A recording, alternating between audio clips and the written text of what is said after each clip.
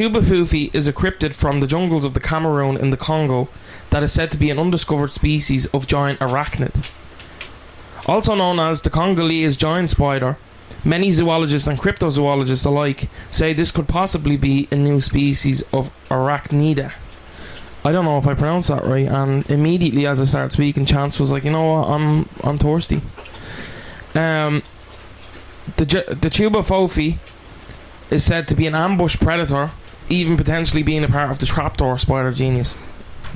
So if you haven't guessed, this week is about giant arachnids. Scary. Yeah, so, you know, if you saw the title and you still clicked in, you know, and you're afraid you have arachnophobia, you know, that's your own prerogative.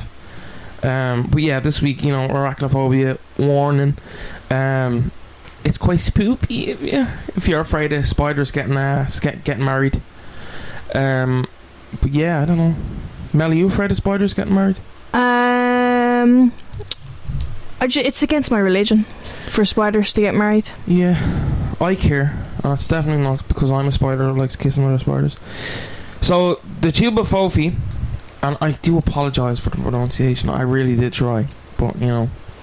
The J'ba Fofi is described as a brown tarantula-like spider with a leg span of 3 to 4 feet.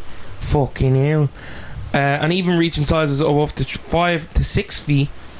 They're described as having a purple mark on their abdomens. Further, according to the Baka, that's the tribe in the Congo, these are native to. The J'ba Fofi is said to be an ambush predator.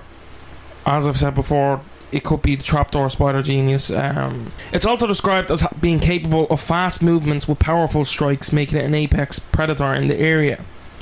Locals say that the spiders dig a shallow tunnel under the tree roots and camouflage it with a large screen of leaves. They then create almost an invisible web beneath their burrow and a nearby tree, stringing the whole area with a network of trip lines. Some oblivious animal that's likely soon to end up on the creature's menu. The victim is then chased into the web. Its main prey are birds, deer, and even humans. They often use a potent venom to paralyze their prey, injecting their digestive enzymes into its victim, liquefying their organs while they're still alive. That's crazy. What are you saying about this one, Mel? I'm thinking it reminds me of this sculpture called Maman. It's by Louise Bourgeois. Yeah. Or Bourgeois. It's a tribute to her ma, but it's like just this huge spider. If you turn around, you can see. Oh, just shit, really big that, spider sculpture. Yeah, I've seen that. Was our ma afraid of spiders or something? It's a metaphor for our ma's protective nature. Oh, okay. Well, and it's named Maman. I don't know how her relationship was with her mother, but because some spiders eat their mother.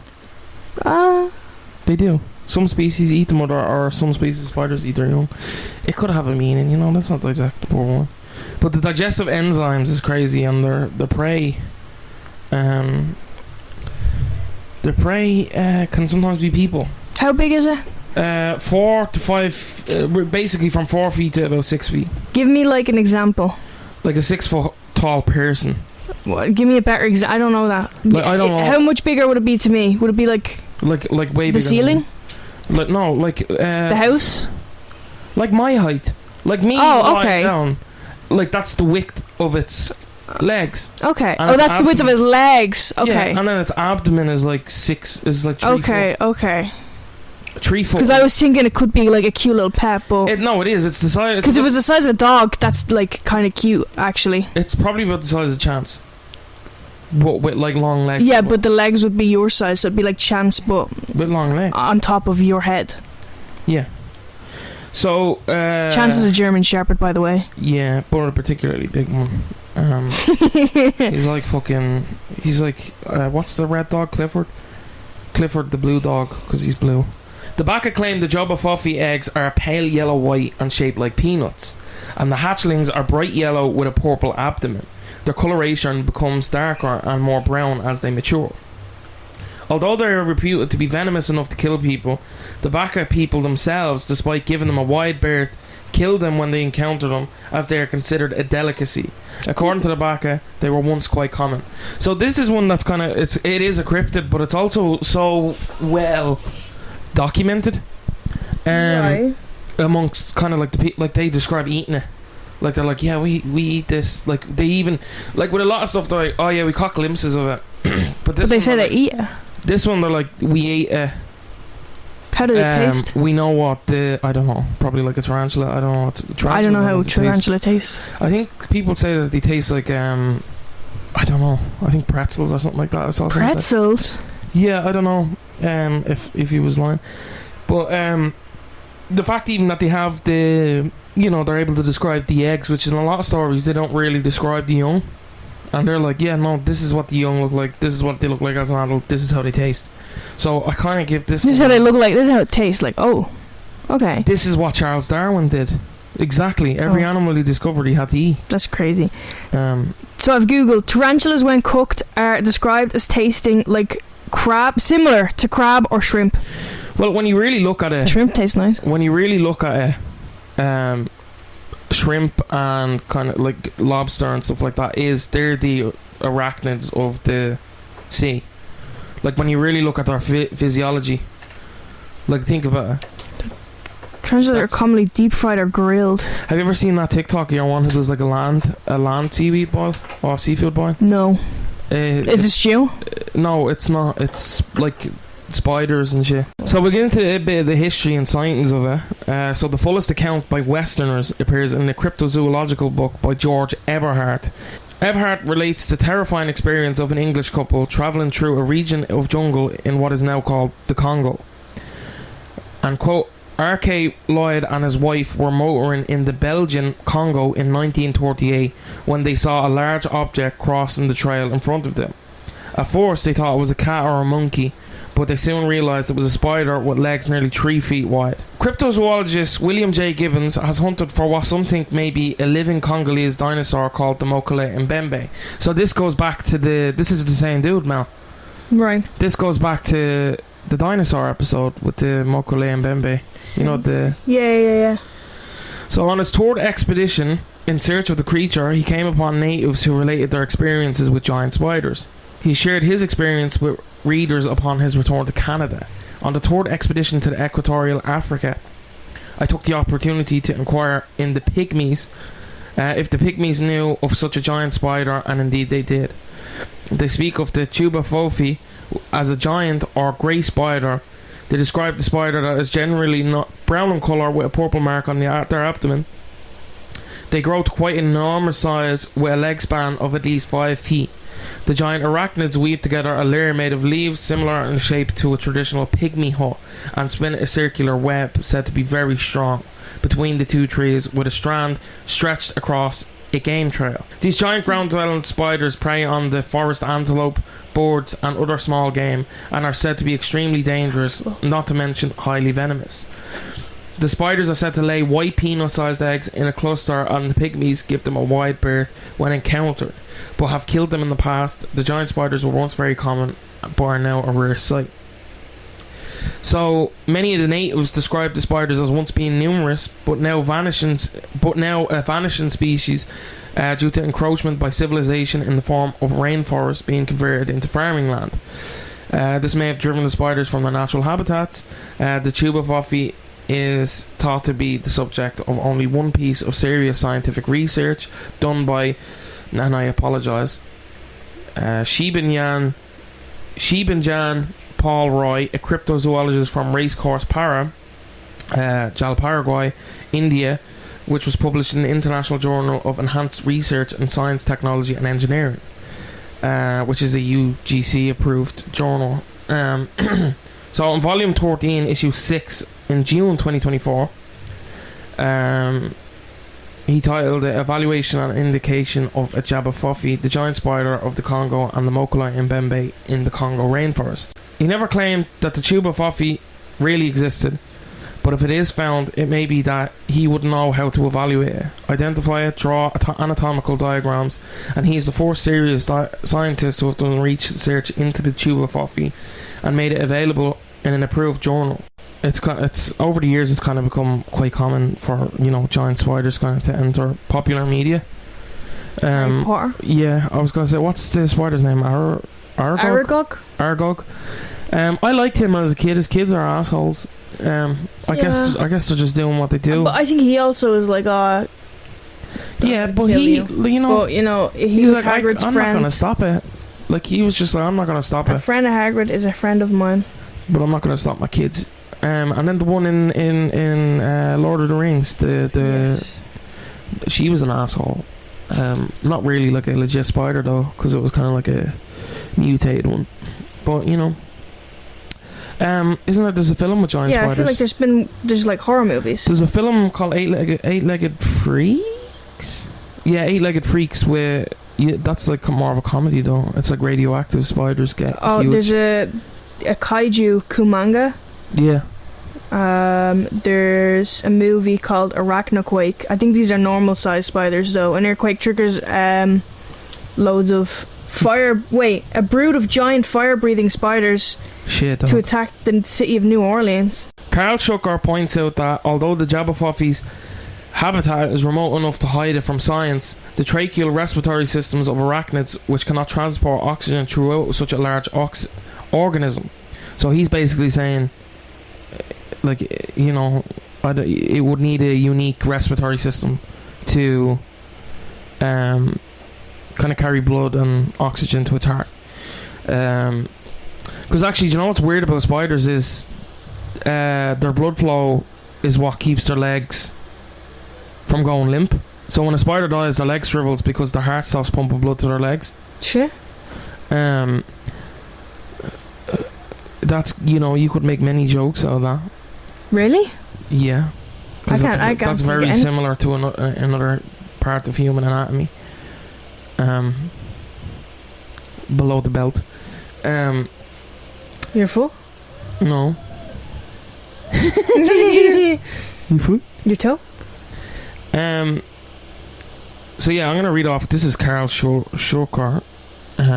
He points out that although the J'ba Fofi's habitat is remote enough to hide it from science, the tracheal respiratory system of arachnids, which cannot transport oxygen throughout such a large organism, would prevent the normal spider from reaching such sizes in modern times, leading him to write that if a giant spider does thrive in some secluded far-off realm, it must have evolved a radically different, much more advanced respiratory system, not just a greatly enlarged body. So one precedent for such respiratory system is the coconut crab, which can attain a leg span of 3 feet and has evolved a brachiostegal lung, which allows it to live on land despite its size. Another theory is that the giant spiders such as the J'ba Fofi are in fact terrestrial crustaceans similar to these coconut crabs. Jesus Christ, I said croconut. Although Schucker is skeptical of this, noting that crustaceans are very different in appearance from spiders due to no small way to their instantly visible chelae. It's one. This is one of them topics that's kind of like I think there is other species of it across the globe, but I think this one's the one that's kind of looked at as it's the most, because the Congo has so many kind of trees and stuff. I think it's a denser oxygen zone. So that would be if you're gonna evolve to process more oxygen in your respiratory system, that's the place. This is the place to do it. This is the place to do it. I'm not scared because you say like coconut crabs. I'm scared of coconut crabs. They would kill me. But the giant spider, it's saying venomous. Yeah. But those guys ate them before, so surely there's a way to. No, you can devenom them with do I do that? Their teeth. They have their fangs is where they keep. They're quite big though, so maybe I think that would be my only problem with how big they are. If I go from behind, maybe. They're very fast. Like they're very fast. They're very fast and like very powerful. Maybe I'm a little scared. I think when you even look at, I think there's some fossils of quite large. I think the largest one on record was the Megamondontium mccluskii. It was discovered in Australia. That was dated back to 11 to 16 million years ago. So it's a brush-footed trapdoor spider, which is quite creepy because this one is said to be similar to that. I'd be scared in the moment, but right now, in this comfort of your home, I'm not that scared. But if I were in the Congo, Like, That's bro, I'm look at that already shit. scared That's like of the size of a them. dinner plate. That's like a real living one. That's like one that lived 16 million years ago. And it's quite long.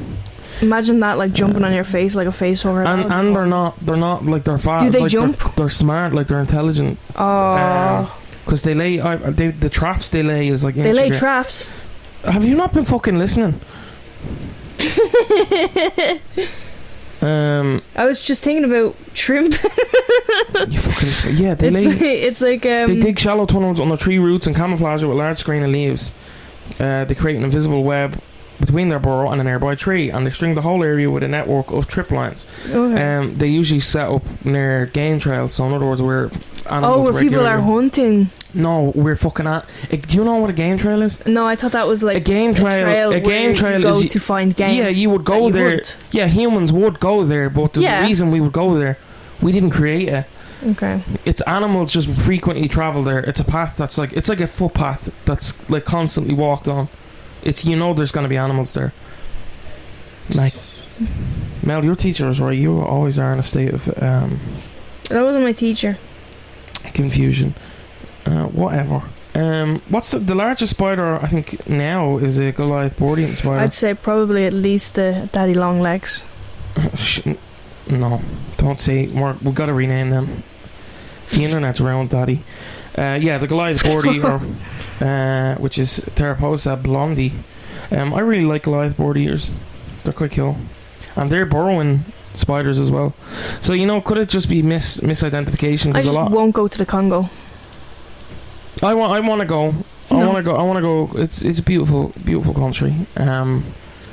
If you get locals to bring you, a trusted local, obviously, because if I lived there and I saw me coming, this dumbass looking dude, I'd take me for all I had. I'm gonna bring this guy to the spider den. I'm gonna bring this guy to the spider den, and I'm gonna charge him like $5,000 for it. And then he's gonna die, and I'm gonna take all his money. And then I'm gonna take the other $5 that he took for expenditure. But yeah, I think I've seen people keep Goliath bird eaters as. What's strange is usually the larger the spider, the least venomous it is. And I don't know if that's true, but I feel like because you look at black widows, they're tiny and they're like the most venomous. And then even like huntsman spiders aren't that big in the grand scheme of things. I don't think Goliath bird eaters are venomous. I think most spiders have a digestive enzyme. The board eater in the name, kind of. Well, they eat small mammals and like they eat little monkeys and birds, and rats and stuff like that. But yeah, the scariest part of that is being strung up while you're still up, because he paralyzes you. It's very much like the one from Lord of the Rings. He paralyzes you and then it injects the digestive enzyme, and you're still alive as your body's like eroding. That's not great. Like your insides kind of erode. No, it's I'd not. close my eyes. Just imagine it's not happening.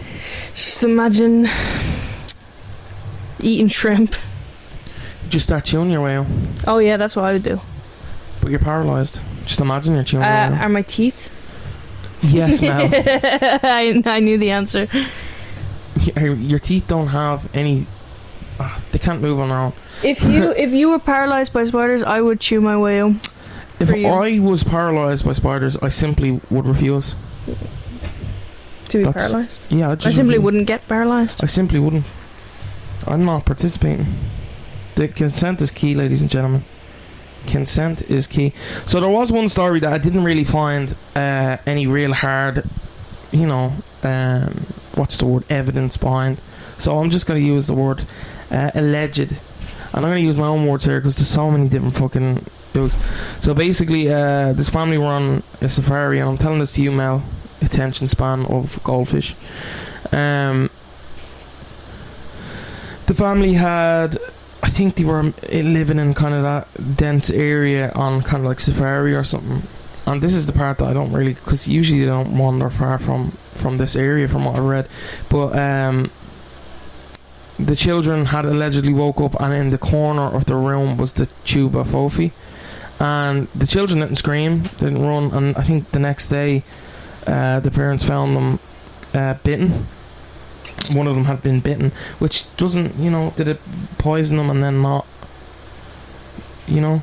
the story just doesn't have a lot of, like, there's a lot of it, and it's like, oh, the dog went missing, it got eaten, and it's like, okay, that could have been, and then just, oh, the children didn't scream when this giant spider was in the room. They got bit, and then the next day they were like, yeah, I got bit by this 6-foot long spider, and they were quite young kids. So I'm not having that one.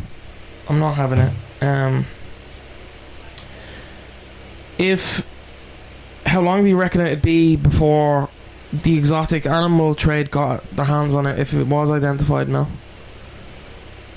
How exotic would it be? No, you fucking spanner. What did you say? How long do you think it would be before the exotic animal trade got their hands on it?